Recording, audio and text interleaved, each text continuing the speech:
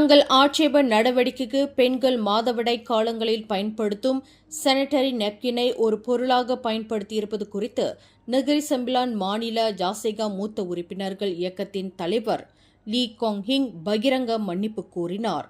இன்று சிரம்பானில் நடைபெற்ற செய்தியாளர்கள் கூட்டத்தில் பேசிய லீ காங்-ஹிங், பெண்களை அவமதிக்கும் நோக்கில் தாங்கள் இத்தகைய நடவடிக்கையில் ஈடுபடவில்லை என்று குறிப்பிட்டார். நகரி செம்பிலான் மாநிலத்திற்கு நியாயமாக கிடைக்க வேண்டிய செனட்டர் பதவி வெளி மாநிலத்தைச் சேர்ந்த உறுப்பினர் ஒருவர் தட்டி பறித்திருப்பதை ஆட்சேபிக்கும் நோக்கிலேயே சானிட்டரி நாப்கின் பயன்படுத்தப்பட்ட தங்களின் இந்த போராட்டம் அமைந்ததாக அவர் விளக்கினார். எனினும் தங்களின் இந்த செயலுக்கு பகிரங்கமாக மன்னிப்பு கூறுவதாக அவர் குறிப்பிட்டார்.